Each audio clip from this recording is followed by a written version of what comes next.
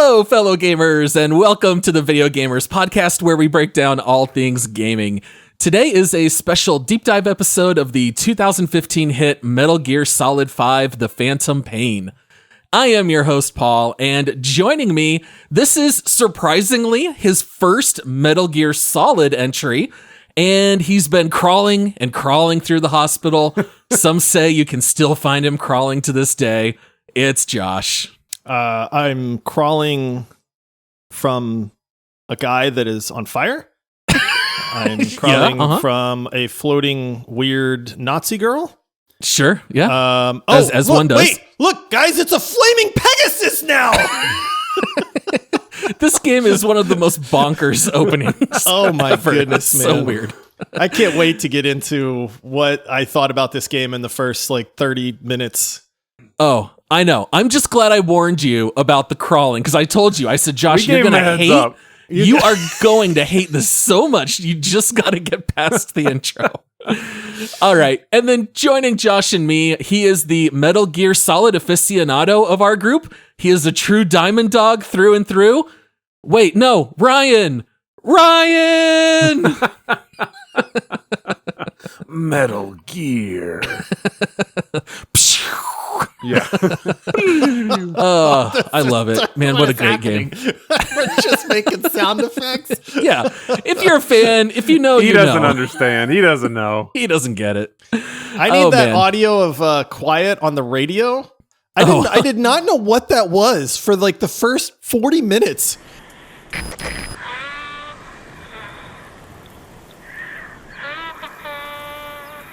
Yeah. And I was like, what is this sound? And then I realized it was quiet playing music through the radio. She's not singing to me, is she? I don't know, man. It really took me a while to figure out what the heck was that noise was. And then I was like, oh, it's only when I have her. I'm sure it took you a while to figure out what a lot was. Yeah. Yeah, that's very true. Yeah. All right. You can find us on socials everywhere at Video Gamers Pod, and we would love to ask all of our listeners to toss us a follow and give us some love on social media. We love connecting with our listeners through Discord and on socials. You can also help out our show by rating us 5 stars on Spotify and Apple and leaving a written review through Apple Podcasts. And you can also pledge some support through Patreon. It starts at $5 a month, and that's the only way to unlock our Squadcast bonus episodes, which are a ton of fun. Don't miss out. Go join the squad at multiplayersquad.com. And then, Josh, last bit of housekeeping. I think you've got a couple of reviews to read. We do have a couple of reviews. These are short and sweet, but I'll tell you what, man, every review helps. So if you have been listening to the show and you haven't left us a review, pause it. Pull up your podcast app, leave us a review. There's a good chance we're going to read them on the show, but it is really one of the best things that you can do to help out the show if you enjoy listening and you want to do your part. All right, so this first one comes in from Wham Bam Shangalang Ba Ba Ba Ba Ba Ba, and it is titled Amazing Podcast, and it says, fell in love with it immediately. Love at first sight. Just love it first listen, man. That makes me really happy, baby. Though. Yeah, honestly, that's short and sweet. I love it though. And then this other one comes in from Duncan Domut, and it's titled Great Podcast, and it says, great podcast, really funny group of guys who just want to enjoy gaming. You're very darn true. right, man. You're darn right. We're not trying to be critics. We're not trying to be news analysts or any of that stuff. We're just gamers at heart that love gaming. Exactly. Just regular dudes that love to game and talk about gaming. Yeah. Yeah. All right. We're done with housekeeping. Guys, it's Metal Gear Solid 5 time.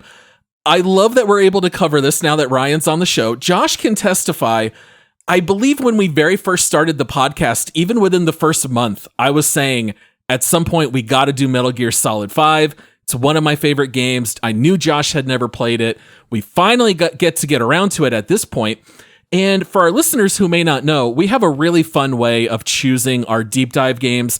Basically, long story short, we've got what we call the Force a Friend format. It is where one of us gets to pick any game. We're going to cover it on a deep dive, and you get to choose not just the game, but also the other host that has to play it. So in this case, Ryan, your turn was up. You picked Metal Gear Solid 5. You picked Josh to play it. If our listeners want to hear the full episode where we break that down, just scroll back a few episodes. It was 2 Mondays ago. You can go find all of our thoughts there. But just to maybe make the long story short, Ryan, why this game? Why is it special to you? And why did you pick Josh? Well, how much time you got? 55 minutes. How long is our show? So, I've been hooked on this series since I know if you've been listening to the podcast for a while and you've listened to me, you know I love this series. You know I started it as a little kid from a demo disc, 11 years old, convincing my grandma to buy it for me. Started with Metal Gear Solid 1. So I've played through all of these. I fell in love with them. I love the whole series. They're wild. They're outlandish. They're crazy. Kojima is a madman. He loves the ladies, everything, guns, explosions, all of it. It's all everything I love. Incomprehensible plot.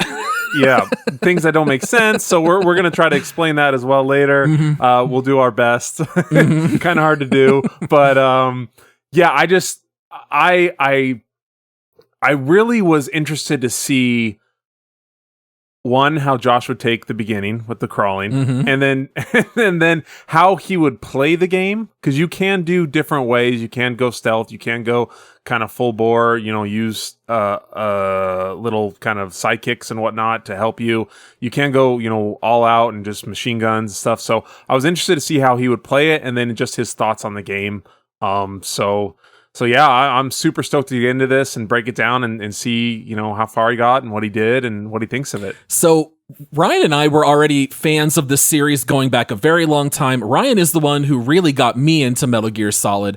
I remember playing a demo at Fry's Electronics and seeing it, but Ryan's the one who was always putting the old games on, and we played through the first 3 many, many times.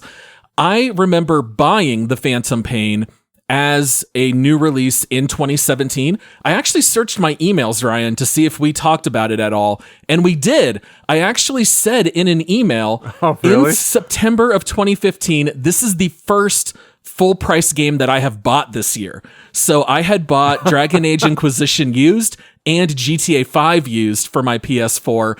And that kind of tells you how much hype that you and I had, that this was the one full price title that I was going to spend money on. I will say, even though you didn't choose me to force me to play it, Ryan, I still reinstalled it. I played through on PC this time. I probably only put in about 8 hours. It was really just a refresher because I hadn't gone through it in a while, but I probably put a good 75 hours, back when it first released. Josh, yeah. I'm kind of curious to know, what was your mindset going into this game, knowing that we loved it, but you hadn't played any Metal Gear since the NES days? Were you excited, anxious, infuriated? How were you feeling? I do want to start off by saying that Paul and Ryan and myself have not discussed Metal Gear Solid and my playing at all. None. Zero. Like, literally, it is a foundation for these episodes in The Force of Friend that we don't talk about it at all. Like, we might say, Josh, are you playing? And I'm like, yes, I am. But like, we don't give anything away.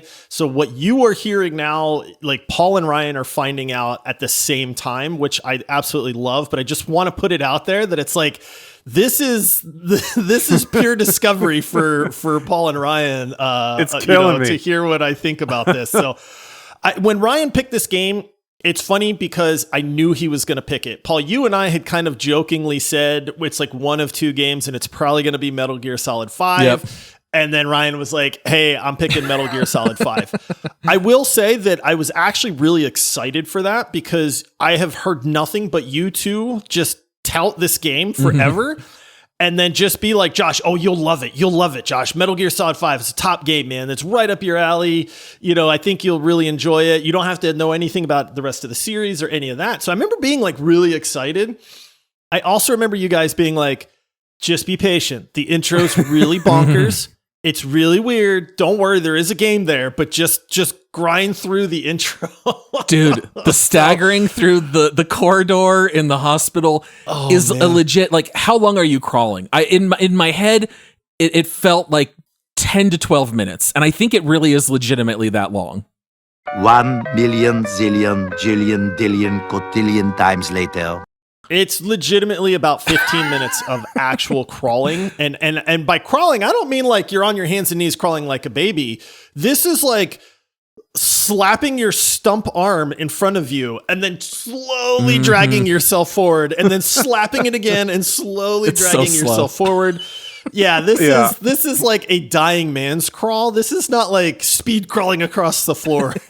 I love Kojima's just like, let's make this realistic, waking up from a 9-year coma. But but we'll have just flying flaming Pegasus and a man on fire and a floating weird kid, creepy kid cruising around, setting everything ablaze. Yeah, keeping things realistic, right? Yeah. I will say, so for my first hour in this game, there's not much gameplay. It's a lot of cinematics. You guys warned me about that. There's a lot of crawling. You warned me about that. But I will say it instantly grabbed my attention because there was so much going on that I had no idea about. Like, I wake up, I'm in a hospital. There's crazy people. They're trying to kill me. I've got some buddy whose like entire face is wrapped up in gauze. I have no idea Ishmael. who this guy is. Is that who that is? I don't know. Yeah. I still don't know who that guy is, man. Like, I just know he was cool. He was helping me out. And so you crawl out of this hospital and I'm like, okay, you're pretending to be dead at one point. Like, you have to lay in this pile of corpses. They're stabbing. And these soldiers are stabbing people. And like, it's just, dude, it builds the tension up so well. And I was just invested right away. I'm like, what is going on? And then you almost make it out of the hotel. And then the crazy flying Nazi girl shows up. And then some giant flaming dude shows up and he's eating missiles. Yeah. And it's like, what is this? I'm like, okay, I'm down for Supernatural. I like that. Is this like a superhero game? Like, what is this? And then you finally make it out of the hospital. And this is the one thing that I said to you guys about the game, because I just went, what the heck is this game? There are Valid flying question. Pegasus. Like, at one point, a flaming flying Pegasus in slow motion flies across the sky with somebody on it. Then there's some dude that reminds me of who's the president? Truman? Like the guy that was the cowboy that was like, I don't know, there's some dude on a white horse that comes riding in who is like just Roosevelt. gleaming. Roosevelt, there you go. Gleaming, Teddy. just a gleaming white, perfect horse. And it does this like slow motion rear up. And it's like, and then the flaming Pegasus goes by. And I'm just literally, my jaw is open. I'm staring at the screen and I just go to Slack and that's when I type, what is this game? And you guys just start LOLing out there. Initially I was like, this is the love child of a Jerry Bruckheimer, Michael Bay, and John Woo film, all thrown together in like this weird mashup of a video game intro. It's unlike anything I've ever seen in my life. So would you say Ryan and I did a good job of preparing you for this game? Like, did we set expectations well? Flaming Pegasus. I told you. White horse. I told you there was Supernatural. Like, flying Nazi girls. Like, what? No, you didn't prepare me for Well, this. I wasn't going to give you spoilers. I said that there are supernatural elements. I let you discover that on your own.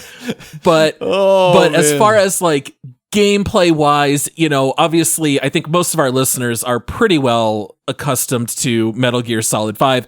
In case anyone out there has never played these games, basically, long story short, is that this entry takes place in the mid-'80s. It is during the Soviet occupy, or it takes place in Afghanistan, and the Soviets have occupied the area. You go out on different missions. You got to either like assassinate certain bad people, or you got to rescue certain allies and then extract them out, things like that. The game does let you play in a lot of different ways. You can, like Ryan mentioned, you can go full stealth, you can go full action. You can snipe and do a lot of stuff from distance. You can do a mix and mash of all of this all together.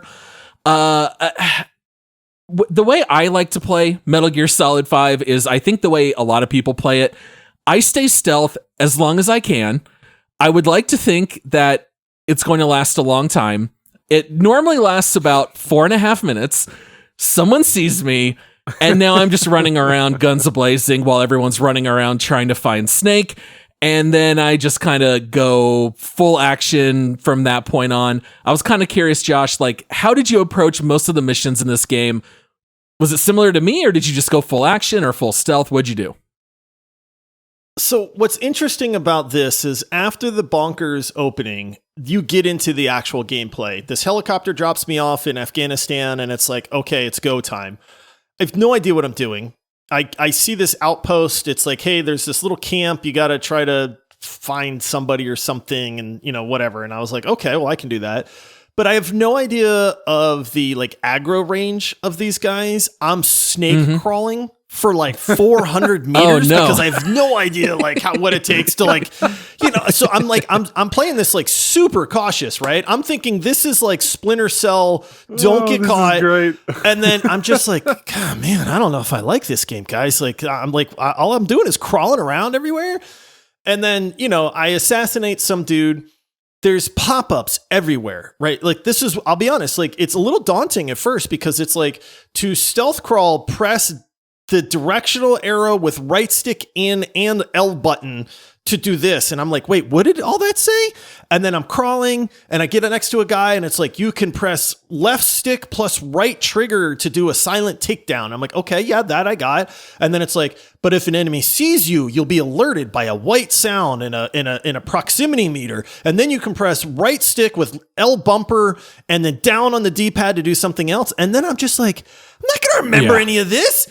And then I just started shooting, boys. Started blasting. All right. and then, but I will say, so it took me about 3 like full missions before I got into the like, I'm starting to figure this out. Okay, they don't aggro from super far away. I have to kind of be fairly obvious. Oh, if I get spotted, I get the bloodunk sound, whatever that is. And then it goes into slow motion. So that was one of my favorite things, right? Yeah. Oh, you saw me? Oh, no, you didn't. Slow motion, whip around with the silenced pistol and pew, right in the head. And then the dude falls down. Right. And then I'm looking around like, yeah, nobody else saw me.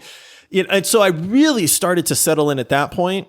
It did take me a second to get used to the combat because I had no idea about like the aiming or like how combat worked in this game.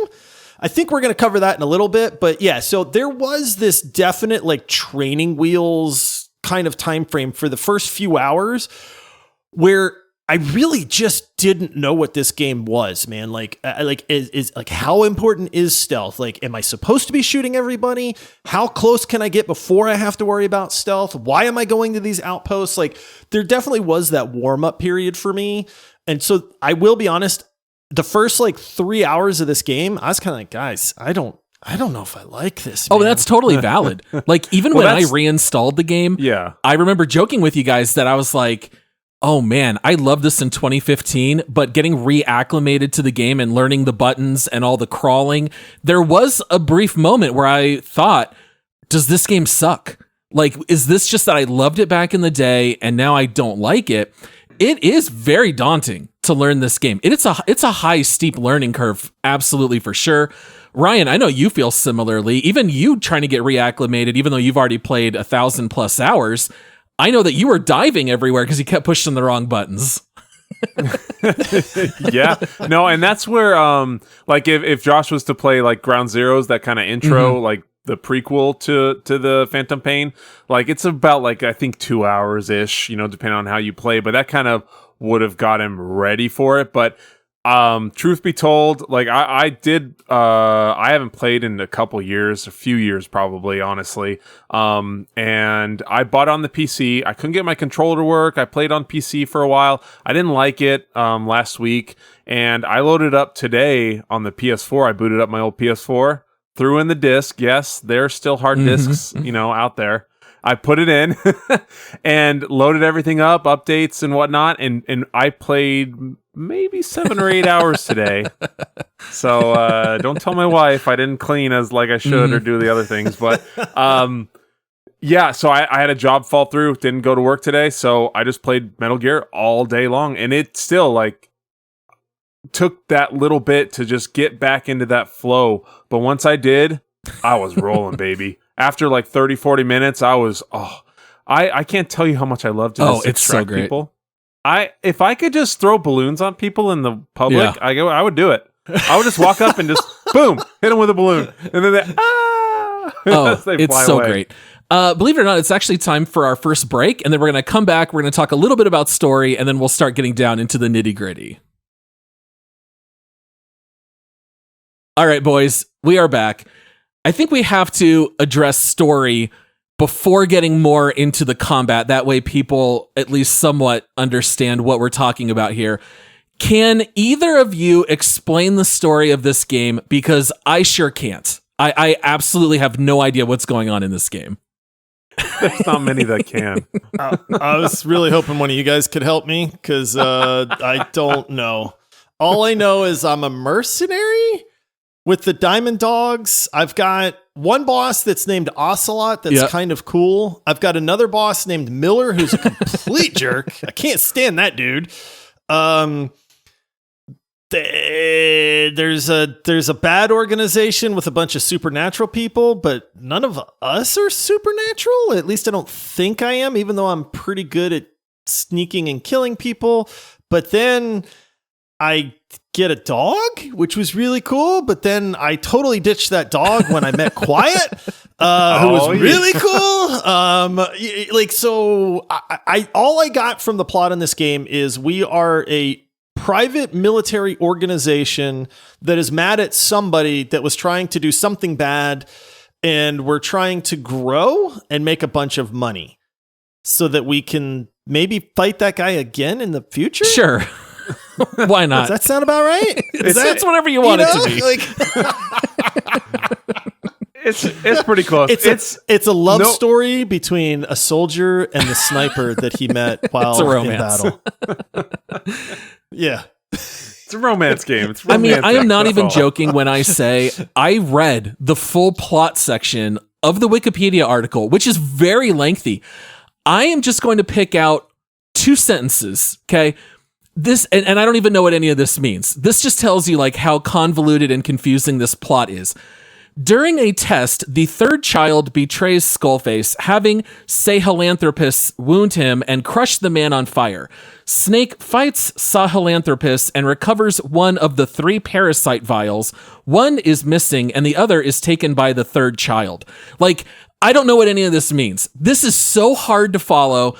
Ryan, is Josh accurate? Do you want to try to explain the plot? Does it matter? He's close. Well, the third child's okay. Hold on. So I just put like 1 or 2 words, and I just listed them to try to just do like Metal Gear Solid 5 in like 5 seconds. So I have so basically, wake up in hospital, fire guy, creepy kid, Ocelot helps you escape, form an army, Skullface tries to take over the world with a parasite, kill them all, save the day. Go. Okay, that's pretty much. That sounds about right. That's pretty much it. So, spoiler warning, this game is from 2015, but so the third child, that's the recessive genes of the clones of Big Boss, and that's Liquid Snake from Metal Gear Solid 1. Having played all 5 main entries, that I don't even know what that means. I don't know what that means either. Oh my goodness. There was a couple kids that I saved, and one of them was a blonde-headed dude. Is that the third child? So that blonde kid, that's the White Mamba. That's Eli. So that is a clone. Okay, because then even there's it's kind of hard because there's a lot that you can get into. There's steam coming out of Ryan's ears right now. You can see him trying to wrap his head around how to explain this, and there's just smoke starting to just pour out.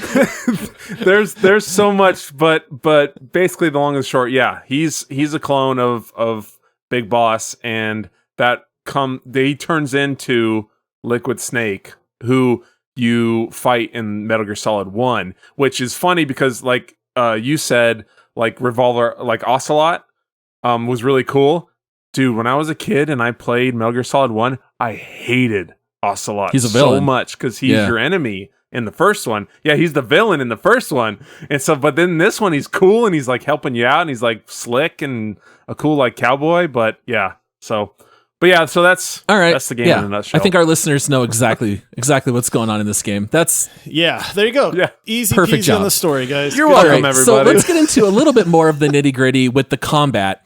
So one of the things that I really like in this game, but I don't know if this is necessarily for everybody, is that you can actually do a fair amount of recon before you actually start the mission.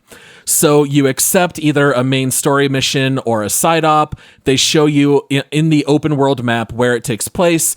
And then basically you choose your landing zone. You get dropped off by helicopter a couple 100 meters away. And then you can pull out your binoculars and zoom in and start looking at the area. You can mark enemies, and then you see little markers of where they are on the map at all times. And you can also like take a look at patrol routes and get acquainted with the place that you have to infiltrate before you go in. And then you already mentioned, Josh, you don't have to crawl all the way from 500 meters out. You can pretty much run your way pretty close up to the area. And then you do get that nice big grace window. If someone spots you, you have enough time to pull out your tranquilizer dart, shoot someone straight in the face. They'll fall over sleeping.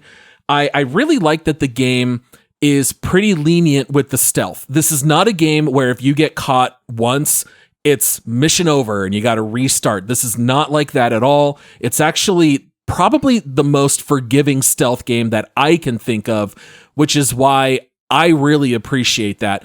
A lot of times I actually can stealth my way into the objective, but then oftentimes I'm fighting my way back out. And I actually find that mix to work really well. Kind of curious to hear your guys' thoughts. Like how satisfying was the combat? Did you want to break down any types of guns? I mean, I almost always just roll with the tranquilizer dart. And then once I get caught, it's either a sniper rifle or my assault rifle. That's kind of how I play. What are your guys' kind of like leftover thoughts on combat? So again, this took me a little while to kind of wrap my head around because the first time I got in a gunfight, the aiming was all over the place, and it was like, what? Like this gunplay sucks, man. But then I realized that it follows the kind of gameplay method of like when you pull the trigger to aim, it will auto kind of lock on to the closest guy. A la Saints Row, right? If you remember, I was not a huge fan of the combat in Saints Row because I don't like that. I want to do the aiming. I don't want the game to just lock on and then all I got to do is squeeze the trigger. So it took me a little bit at first to be like, oh, okay, it's this kind of game. There's people shooting me from all over the place. I've alerted the camp. What do I do now? Do I have to murk everybody? Can I just run? So these are like all the things that it took me a little bit to kind of figure out. You can just run. You don't have to fight. You just need to do your objective. So like, that's the thing where it's like, I finally just figured out if you get caught, if you try to stealth in and you alert everybody, sure, you can get in a gunfight. You can take out the entire camp, or you can just do your objective, assassinate the guy that you were there for, and then just hightail it out of there. Whistle for that horse and just ride your way out. Yeah. So there was this like, and the game doesn't tell you this though. And I'm going into this completely blind. I've never played any of these games before. So for me, there definitely was this like curve of like, am I supposed to shoot everybody? Am I supposed to just focus on the objective? How hard should I try to stealth and that sort of stuff? Ultimately, for me, I really did fall into, just like you, Paul, where I really wanted to try to get to the objective without getting busted, do what I needed to do, and then get out. If I got seen while I was close, maybe I'd make a mad dash for it, see if I couldn't rescue the person or assassinate the person or whatever I was trying to do, and then hightail it out of there. But yeah, for me, that mix of trying to go in stealth, trying to pick off the guy in the sniper tower with the tranquilizer gun, and then landing that headshot and seeing him slump over. I was like, yeah. And then I was like, oh, I got you, boy. And then I could like sneak in further and stuff like that. Or a dude that I didn't see spotted me and I couldn't kill him in time during the alert period. So now everybody's after me. And now it's, okay, I'm playing, chicken, running around buildings and diving through windows. And I will say the other thing is this game is smart. It actually caught me off guard how smart this game was, in the sense that it's like the enemy will look for you where you were. They don't know where you went. And I loved that about it. Is like, this is how it would be. Don't get me wrong. They're searching around. They're definitely checking corners and stuff like that. But I actually was caught off guard a few times by like the AI in the game, especially for being from 2015, like just how good some of this stuff was at times. Like there's other times I'm like, man, these guys are kind of dumb, but it really was kind of neat that it would react to what I did and how I was playing. Yeah, it's good. Once you learn kind of the sequence of where they search when there's an alert, and then how the alerts happen, depending on how bad it is, if they just find a guy asleep, or if they just, whatever it is, you kind of know how to evade that area or how to get around. And so once the more you play, the better you get at those things. So you can just disappear, from those guys, and then they just go back all clear, and they go back to their normal patterns, and you can come back around, and do everything you want to do. But I'd say you guys, talking about trank darts and stuff, you're a lot more nice than I am. Are you? I'm murking every one of those suckers. I'm either, if they got heavy gear on, I'm assuming they're probably an S+ soldier, so I'll try to send them up in a balloon. But other than that, I'm interesting. Trying to snipe every single one of the them. last things I think I would mention about combat that we haven't mentioned yet. Occasionally, the game will throw sandstorms at you with the dynamic weather, and that allows you to kind of run around at will, and no one can see you. So every once in a while, if you get that sandstorm, you can actually run like straight past 25 guys into a base, start, to get your way into the objective. I think that is very cool. And the other thing that I thought was really cool that I totally forgot about until getting back into it, if you sneak up on someone with your gun out pointed at them and they turn and see you, sometimes they'll give themselves up. I don't know if you ever saw that, but they'll turn, they'll drop their gun, they'll put up their hands and then go down to their knees, and then you can like knock them out or whatever you're going to do. And I thought that was also really clever with the AI, where sometimes they'll respond that way. The other thing that I really enjoyed was that there's a lot of like range combat, but then there's a lot of up close and personal. Like I would trank people from afar or snipe them from afar, but then it's like, I'd be right up against the wall of a building while they're coming to look, because like they would notice if their buddy's sleeping on the ground. Like they wouldn't go into full alert mode, but they would know that something is wrong, right? Huh? And I really liked that I could just wait around the corner for this guy to like walk by, and then I just grab him and I choke him out, and then it's like, or you can do this tactical takedown where it's like you do this body slam, then he's instantly stunned. Dude. And like, so there was just this once I got into it, there was this really nice mix of like stealth versus gunplay, ranged versus close quarters, sneaking around and avoiding lights and not busting through doors because that would be really loud and you'd alert people, and like actually having to like be aware of what you were doing. Like that to me was a really well done part of this game. Cause it's honestly, let's be honest, it's the major part of the game. I mean, how many outposts do you sneak into an assault or try to recover somebody from? Well, I love just like, it's almost the weight of the combat. Like even when you're running, it's like, dude, you it's not just like a steady camera angle. It's, you feel it. And then those takedowns, I wanted to mention that I had wrote it down in my notes, like that judo throw, you just wham, so and it satisfying. just, you can like feel it, you feel that throw, and you feel that, or when you take them, turn them and just slam them into the ground or slam them into the wall, like you feel it. So there's weight to it, there's gravity to it, and that's what I loved so much about the combat is they're just, it was like part of you, it was like you were doing it. Everything's very visceral in this game. I remember the first time I started running and the whole screen starts shaking back and forth. Now I play on a 48-inch monitor.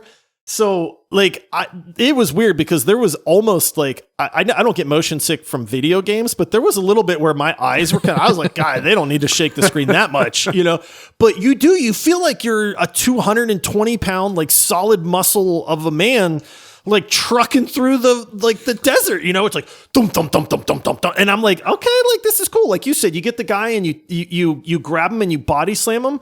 The ground shakes, like you feel it, man. Like even like with the headshots, you pop a guy and you see him, he rears back, his head explodes or whatever, blood sprays, slow motion. Like everything it really in this does. game Yeah, just it's feels very good. tactile, the game. Like even though you don't actually feel it, you think you do. There is so much to cover with this game because it's just such a big game. I think we have to mention a little bit about building up your base. So you are the leader of this group called the Diamond Dogs, and throughout the game, you are constantly recruiting more and more people to join your cause. And we've already mentioned a couple of times setting up these balloons and extracting soldiers.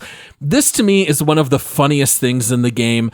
Basically, one of your primary ways of growing your base is just running around, tranquilizing the enemy, popping a balloon on their back so they shoot up into the air, they get picked up, and then you get a little message like a minute later, so-and-so has arrived at the base. And then when you return back to base, there's this whole aspect of like firing staff, choosing what department they have to work in. Is this person good for research and development, or are they better for like defending the base? And if you choose to, you can just set all that to auto and just tell the game, auto assign all my people. I don't want to even bother. If you want to get into the minutia of like maintaining this business of the Diamond Dogs, you can do that too. But I will say it's incredibly funny for your recruitment method to be knocking a guy out and just being like, well, now you're a Diamond Dog. And they're like, all right, I guess I'm a Diamond Dog. I'm going to help these guys. Like, I don't know whose idea this was, but it's actually very fun and it's very satisfying. I will use every single one of my balloons on every mission. I'm extracting 12 guys. I don't care if they are rated E's across the board. And they'll even kind of like troll you on the comms. They're like, really? You're going to extract that guy? And I'm like, yeah, of course I am. I got 12 balloons. They're coming with me. Yeah, I'm Miller. Yeah, this was another part of the game for me that just made me chuckle, but I didn't really, again, understand what I was doing at first. Dude, extracting somebody is one of the greatest things ever. You literally strap this backpack balloon thing onto them, like while they're unconscious, and then it shoots up. They hover about 8 feet in the air for a second, unconscious, and then it just goes whoosh, and you just hear them go, and it was just like, well, this is great, man. And animals. Like, I'm with you, Pause. Do it to everybody. But there's a tactical. You can't, dude. I did it to a goat one time, and that made me crack up, man. But yeah, you can just. It's funny what you try to extract, but the neat part about it is like, if enemies are on patrol and they see an unconscious guy, that'll raise alerts. But if you extract them, then you don't have to worry that they're going to come across them. But I found this out the hard way. If you try to extract somebody too close to another guy, they're going to be like, I heard it over the radio, right? Like there's guys like, I just saw this guy get yanked up into the sky by a balloon. And then they're like, everybody go on alert. And then I'm like, well, okay. I mean, I guess that's kind of smart too. Potential enemy. Yeah, and so it was just one of those things. But what I love to do with the extraction part, because again, you can kind of play this game a little bit like you want to, is there's a couple missions where it's like, hey, you have to go assassinate these people.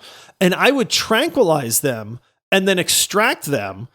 And I love that the game would be like, you were supposed to kill those guys. Why are you extracting them? And then they get extracted. And then like 10 seconds later, they'd be like, okay, actually, you know what? Some of the intel from these two might be good. That's actually a really good idea. And I really liked that the game would respond to what I did, whether it was right or wrong. Sometimes you like I thought I was doing something wrong because it's like, I'm supposed to assassinate this guy, but I want to extract this guy, man. And then the game would literally be like, what are you doing? And then it'd be like, actually, boss, that's a good idea. We're gonna interrogate them and get information. And then the end result from that mission would then summarize and be like, hey, we talked to the guys that you extracted to our base. We got some intel from them. And then it would carry on. And I just thought that was a really neat touch. Well, and another great example of that is in the beginning, you hear all the radio chatter and it's just Russian.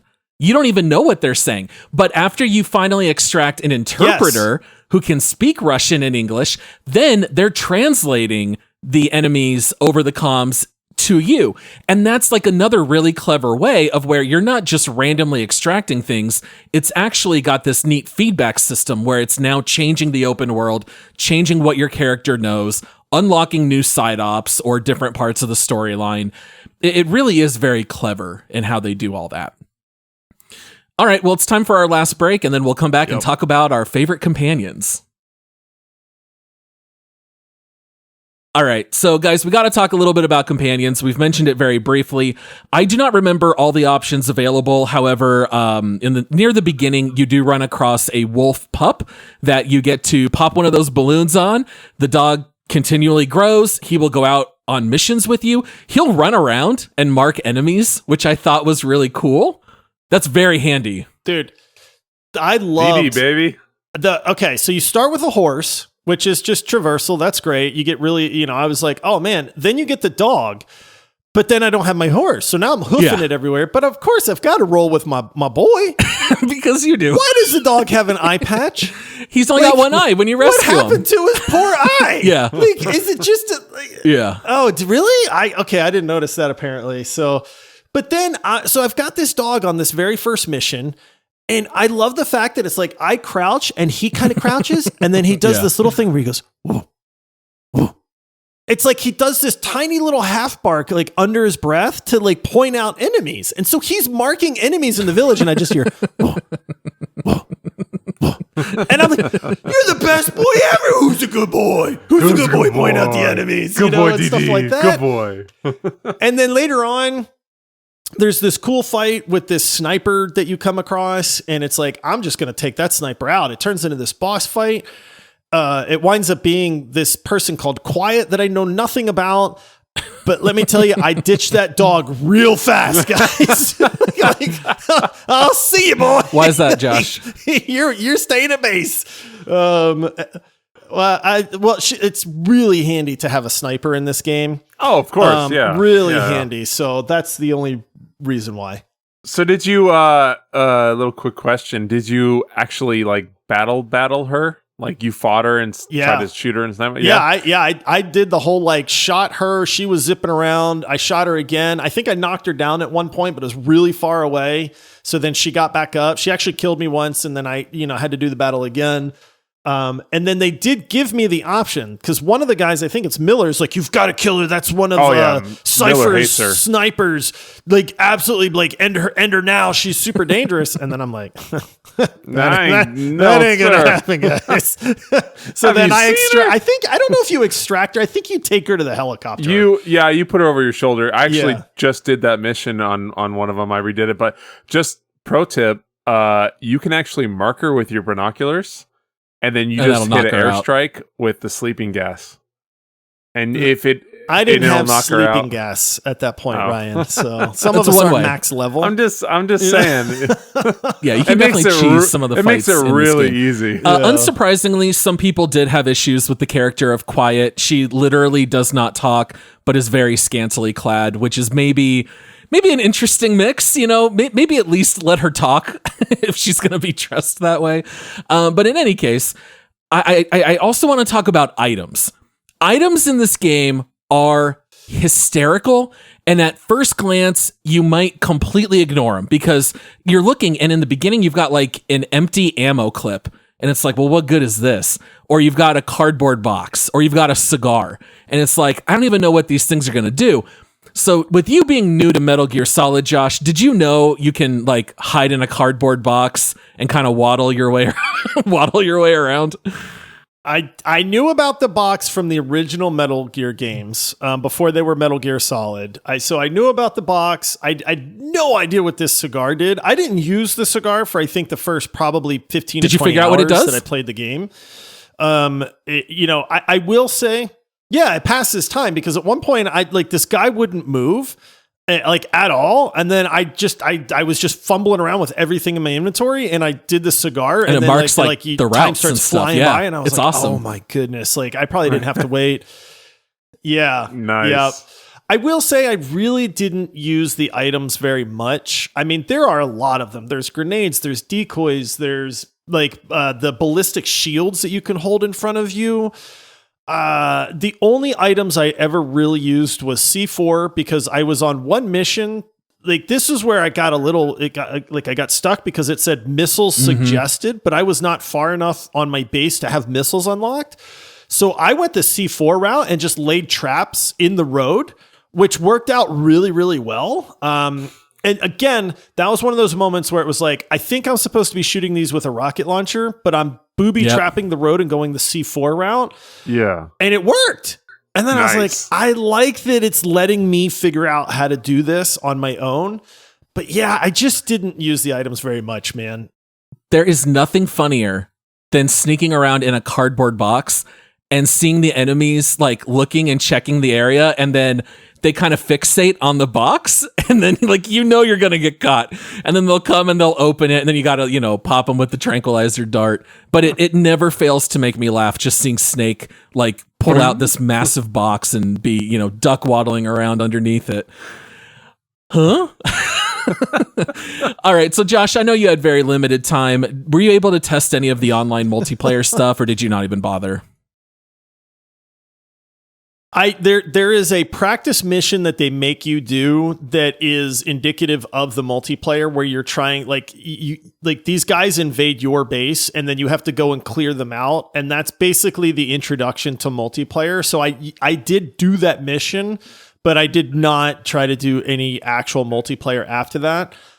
This game's been out since 2015. There were leaderboards that started popping up on my screen and all this stuff. And dude. I was like, I am brand new to this in 2023. I'm not going to even attempt to try to infiltrate some dude's base that has been hardcore sweating this game for the last 8 years. All right, I don't blame you at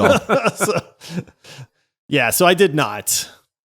I did a few actually today. It took me a while to even remember how to find them, the FOBs on there, and I found them. I did a few infiltrations, and wow, it was bad. It did not end well any of the times for me. I was like, oh man, I remembered like I gotta search through these areas, but now everybody's got like full mega armor. I can't, trank snipe anyone. I can't, do any of that stuff as I navigate through. So I got to try to circle around them, and then I try to take out one guy, but then the other guys notice, and there's security cameras and there's drones. It's wild, but I mean, once you get in, you can go in, you can extract guys, you can get S+ guys, you can get and it'll tell you what each base has, and you can get resources. They'll have shipping containers. You can just air vac out the resources. So it's really cool to get the stuff that you need and get more people for your base. But yeah, it's tricky. It's a lot harder than I remember. That's for sure. Well, I almost didn't bring up the multiplayer at all, except there was one thing I had to bring up because it's such a funny story. So if you go in and infiltrate someone's base and steal any of their staff, they lose those characters, or at least that's how it was at launch. I don't know if they've changed it since, but what's funny is that Metal Gear Solid 5 sold fob insurance with real money, which meant that if your soldiers got extracted out, they would instead get a copy and you would be able to keep yours. But Josh, you're going to love this because you and I both worked in the insurance world for years with Progressive and also me with USAA. There were exclusions, and it was like, they would only cover certain kinds of soldiers, but they wouldn't cover other ones if they were in your brig and like things like that. But this all cost real life money, and it was not for forever. It was only for a set period of time. So you would have to keep paying for fob insurance, which made for one of the most hated microtransactions of all time. Man, I can't imagine, but I will say, I started to find some of those good people, the A+ people or the S people, and it was like you'd get such a jump up in your ability to research stuff that I was like, oh man, this is not great. with real life money. That's preposterous. So it's like, I get it, but at the same time, I would never do it. Yeah. All right. So do you guys have any funny stories or anything else that, you wanted to mention here on the show before we kind of like do Make Love, Marry, Murder and all that stuff? The only other thing I'll say that really surprised me with this, and again, the longer I played, the more I discovered that the game would allow you to do this, but I was on a mission where I had to go assassinate like 6 guys. They were all bad and they were all in different camps. One of them was at this mine, so I'm infiltrating this mine, and I see this little locked gate, and I'm like, oh, there's like a tunnel behind that. I wonder, so I mosey on over, and sure enough, I could pick the lock on the gate. And then it leads me deep into this mine. So I'm exploring this mine, and I come across a prison cell that's got like 5 kids in it. And I'm like, what is going on here? And then the kids are like all scared of me and stuff. And then Miller comes on the headset and he's like, we can't have kids at the base. You're going to have to just end them. And then my guy starts firing his gun. And I'm like, what kind of game is this, man? Like, we're killing kids now? Like, what? And then it was like he was actually shooting the lock off the door. And then the whole mission changes. I have to slowly, agonizingly extract these 5 kids because you can't put the balloons on them, right? Because it's like they're too small, it'll hurt them or whatever. So you have to walk them out to the helicopter through all of these bad guys. They kept falling behind. I had to keep wrangling them and everything. You get to the helicopter, the enemy starts swarming you at that point. So it's like now I'm on this like point defense thing where it's like the helicopter's trying to land, and it was crazy, man. I wound up extracting all these kids. They gave me diamonds, which is why like it was okay to extract them or something like that. But the whole game or that mission changed completely because I explored and I went off the beaten path a little bit. I think I could have just done the mission by assassinating the 6 guys that they wanted me to assassinate, and that would have been it. And I never would have known any different. But that mission was like, I think there's a lot more of this in this game, that if you just beeline it from like, you get dropped off, you do your objective, you leave. I think you're missing a lot of stuff that's in between. And so that really kind of made me realize like this game's a lot more in depth than I think people might give it credit for. It's a little deeper than you might notice at first glance. Yeah. Right. All right. So just to give a little bit of a breakdown of what else came out in 2015, I looked up the Game Awards, and there were a lot of bangers this year, guys. This was a killer year for games. The Game of the Year nominees were The Witcher 3, Bloodborne, Fallout 4, Metal Gear Solid 5, and Super Mario Maker. Like, that is a really cool set list of games because you've got like hardcore Souls-like combat with Bloodborne. You've got more family-friendly style with Mario Maker. You've got PlayStation exclusive. You've got a Nintendo exclusive. You've got some massive open-world RPGs. The winner of Game of the Year was, unsurprisingly, The Witcher 3. I was kind of curious, like, what do you guys think? Do you feel like Metal Gear Solid 5 is up there with those other titles? Did they get it right? For me, I would say Witcher 3 deserved the win, but for me, Metal Gear Solid 5 is like right behind it. I think it should be up there with Witcher 3 and Bloodborne, and yet I feel like people don't necessarily mention Metal Gear Solid in the same breath as those titles, but I think it deserves to be there. I agree. It's like 1 and 1A. It's kind of like, as we discussed, it's a little outlandish. It's a little wild and crazy. Some of the things are extravagant and out of this world. So some people may not take to it as well as some of the standard games of just a normal fantasy, Witcher 3. So like, I think that may have turned some people off, but yeah, this is, right up there. I love the Witcher series and I love Witcher 3, but this one, I think is right on par, especially for me, because I love the series. So Josh, this is, I think, where you kind of get to give us like your kind of like overall verdict. How did you feel about Metal Gear Solid 5? It was really weird because in the beginning, I legitimately did not like this game for the first few hours. Crawling aside, I just did not really understand what I was supposed to be doing. I didn't understand all the systems. I'm infiltrating bases. Now I'm at some giant oil rig. There's all these people talking to me. They want me to send out mercenaries. Like, it's one of those things where the game, like, they tacked so much extra stuff on to all these areas. They're all shouting at you at the same time. Why? Yeah, you know what I mean? And so I was like, I don't want to build a base. I don't want to infiltrate other people's bases, like that kind of stuff. Not that I had to either, for the most part. But then I really started to settle into the gameplay part of it. And then I do remember, it's funny because there was a moment where I was scouting a base. Oh, no, I know what it was. I was doing a side mission. And the side mission was to find a guy that had a blueprint that was going to allow me to unlock a new weapon, which I thought, like, well, this is really cool, because I actually did do a few of the side missions in this. And then I remember standing on this mountain, I'm scouting out the base, and there was a moment where I went, this reminds me of The Witcher 3 in a lot of ways. Like legitimately, you know what I mean? Like, and then that's when it started to like sink in that I was like, this is a really good video game. Like, there's a lot going on here, but this is a really good game, man. Like, you guys know I love chaos. You know I love bananas things happening. So Flaming Pegasus, like, I was just like, what is happening? But I loved every minute of it at the same time. Yeah. So there was this moment of realization where I was like, this game's legit, man. And then I kind of started grinding a little bit to try to make it through. And then there was a part where I was like, this is starting to feel a little repetitive, man. Like how many outposts can I infiltrate and extract somebody before it's starting to feel a little routine at this point.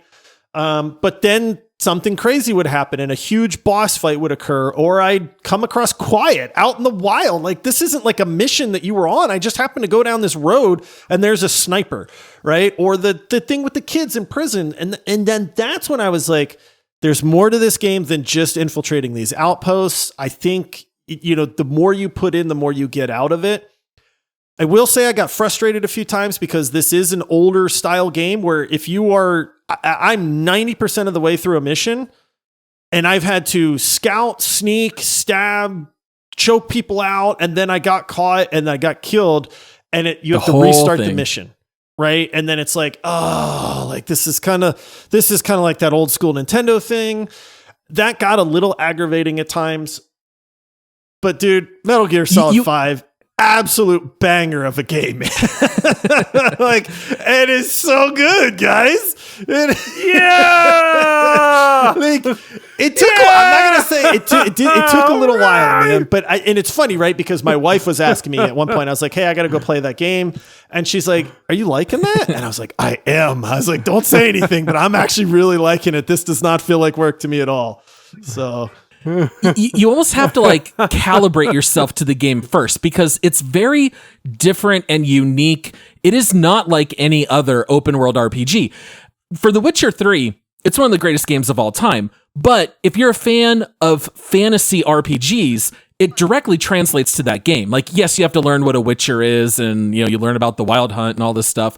But Metal Gear Solid 5 is just very different. Like, you're riding on a horse, but it's in the 80s and you're in the desert and you're extracting soldiers. The music? It's so weird. Guys, the music's soundtrack great. in this game rivals like Guardians of the Galaxy, man. I don't ever care about tapes and stuff like that, like collectibles. It's amazing. But every time I saw radio and it was playing some banger song from the 80s, I was just like, oh yeah, I love this song, man. I was like, I'll take that. Smash that thing. Yeah. It really did take a little bit for me to wrap my head around this because I'll be honest, it's not like any other game that I've really played. Like I said, I had that moment where I was like, it's kind of like The Witcher 3 in this weird way. And then I got this kind of like inner tingle, where I was like, I see some of the similarities here, man. It's not to say it's not without flaws, but not many games are either. But dude, it could use a lot of quality of life, honestly. Yeah, I mean, it could. The whole there was one part I literally had to Google because I couldn't start a mission because it was like you have to be an air command. Call the helicopter, and you didn't know that. I'm on the freaking mother base, man. Like, you're telling me, like, where else am I supposed to be? And then it's like, they don't you cannot start this mission except for air command. So I'm running. I ran all the way up to the top of the stupid tower in the home base thinking, like, I have to be up high or something because it's talking about air command. And then finally, I freaking had to Google. And it was like, somebody else was like, I can't start this mission. And guy was like, you have to be in the helicopter. Call the helicopter. And I'm like, why is that a thing? It shouldn't be. That should not be a thing. So there are some things where I'm like, this doesn't make any sense to me. That's a little distracting. But dude, overall, oh my goodness, what a freaking fun game that I've never played before to come across. Oh, I was gonna say, how many times did you call in the helicopter and you're just standing there waiting for 2 minutes? Oh, dude. And you're not even standing on it, and they're like, you have to clear the landing zone, and you step back 3 feet, and then 10 seconds later, they finally come down. And it was like, oh, there's something in the way. And I'm like, that's like way over there. What are you talking about? And then I had to get in the Jeep and drive it 4 meters away. And then the guy's like, okay, we're cool now. So, Ryan, do you feel like Josh did this game justice? How do you feel now? I'm very happy. I am so happy. I do know, like, with all this stuff that he's seen and how this game is played out, like, if he was to have played the other ones, it would mean a lot more to him.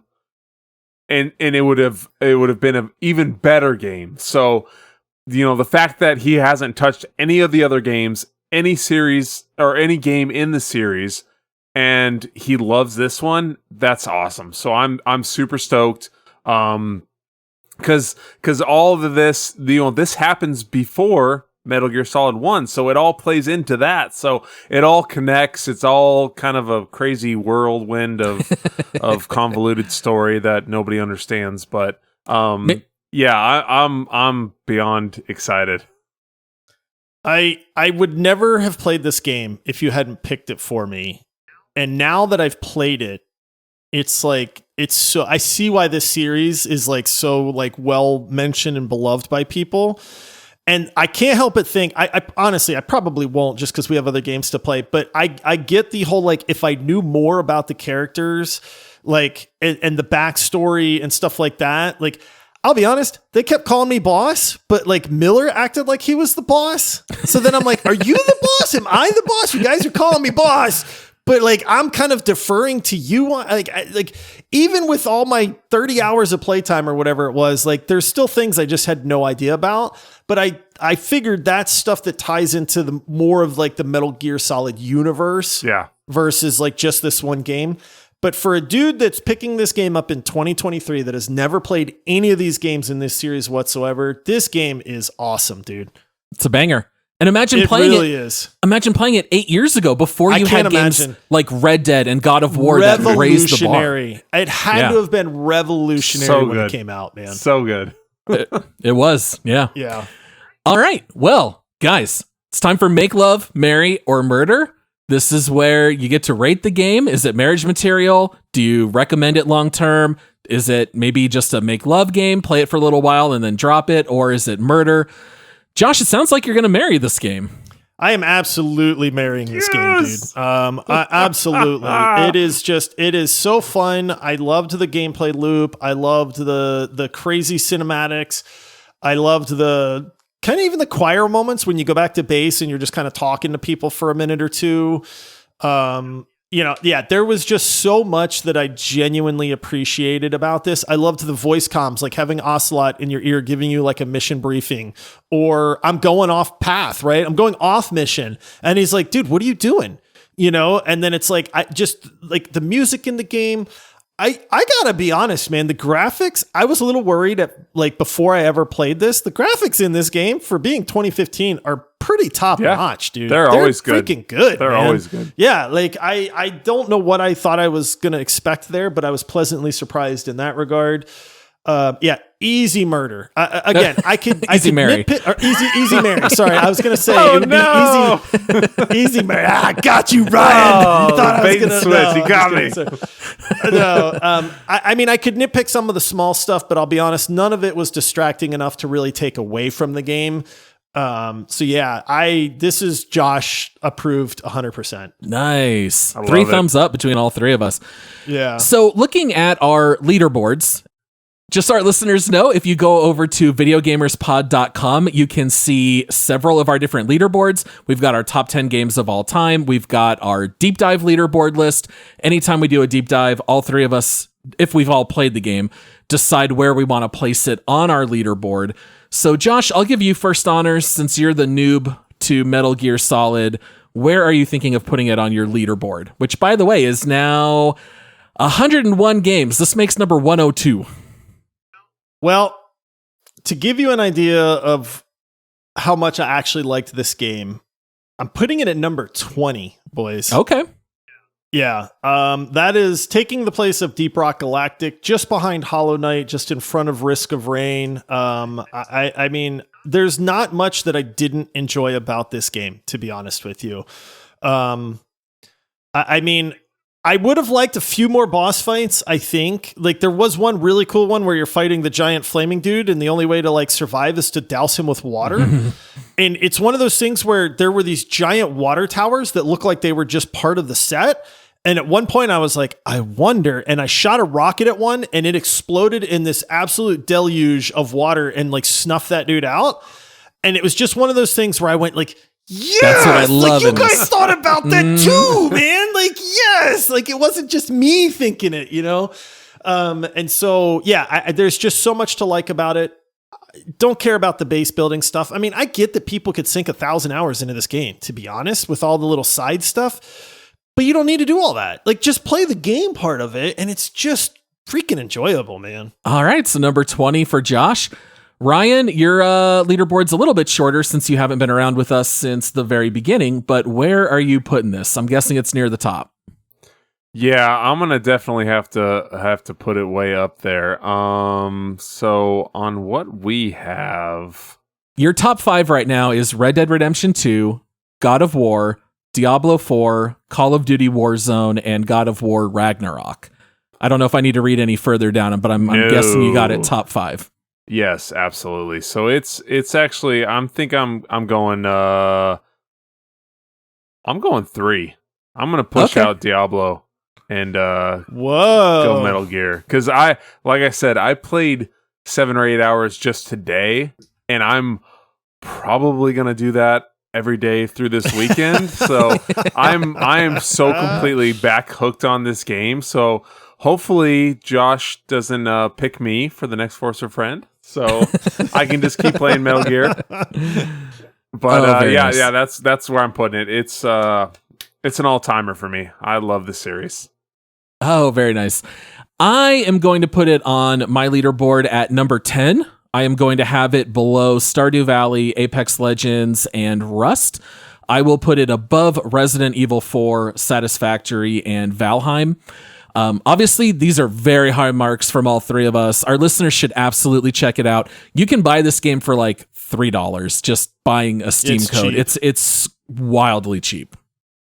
I do have to point out that, and I love this fact, but this is where nostalgia comes in a little bit, because I can give this game nothing but praise, like honestly, but it's really neat to me to see you guys both played it back in 2015 and you're a little bit more familiar with the series. And I can imagine when this game came out, if I had played it back in 2015, my opinion of it would probably be even higher still. You know what I mean? In that regard, because oh man, it was so great back then, and so it's one of those interesting things. You guys both have it in your top 10. I have it in top 20, which I think is really high for me. I'm happy with that. But it's just neat to see that, like, I think there's some nostalgia coming in there with you guys as well, as far as like, you just remember that time of life, like playing this game. Absolutely, man. I was looking through just this morning when I was pulling out the old disc of the Phantom Pain. I saw my Ground Zero. I saw my Metal Gear Solid 4. I found my old Metal Gear Solid 1 2-disc case that I've had since I was 11 years old. And it's just the whole series, man. It's just like, it's been with me for most of my life. And it means so much, which is weird to say about a video game, but it's just something that I've remembered since I was, a little kid, and I just fell in love with video games. So it's so cool to see how it grew and what it turned into, and to see somebody who's never touched it jump in this late in the process and just fall in love as well. Yeah. It's also, it is part nostalgia, and it's also part, I had all the same frustrations that you did, Josh. The thing is, that was 8 years ago for me. So to hop back in, right, all I'm going to do is enjoy the positive aspects. I didn't have to relearn the game because of all those things. So there's also that distance where it's like, oh yeah, calling in the helicopter. I also did the same thing you did, Josh. I ran around 10 minutes on my base, ended up Googling it back in 2015. Why can't I start a mission? So not having those frustrations and approaching the game now in my second playthrough was just even more enjoyable, because you don't have to deal with any of that kind of BS.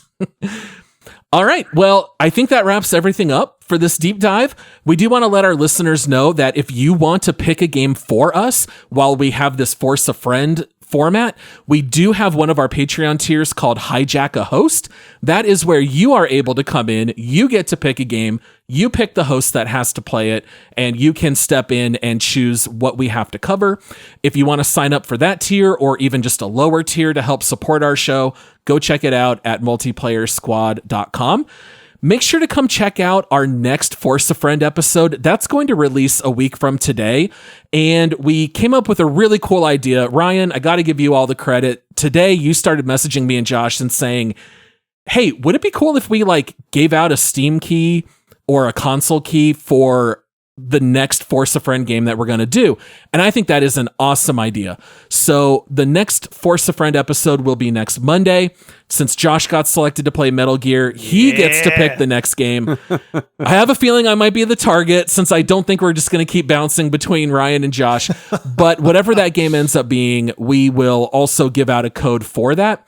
So we'll release some more information. I think we're going to want people to either leave a review on Apple Podcasts or maybe share a tweet or post something on socials. We'll give you guys some more info about that. Of course, we have other episodes that release all the time. We've got episodes on Mondays, Thursdays, Saturdays, Tuesdays for Patreon supporters, all kinds of stuff like that. So make sure to follow the podcast. Make sure to follow us on socials at Video Gamers Pod. You'll stay up to date on everything there. I think that's everything. We want to say thank you so much to all our listeners. Thank you, Ryan, for picking a fun game. I was really excited to jump back in as well. That wraps everything up. So until next time, happy gaming. See ya. All right. See you, everybody.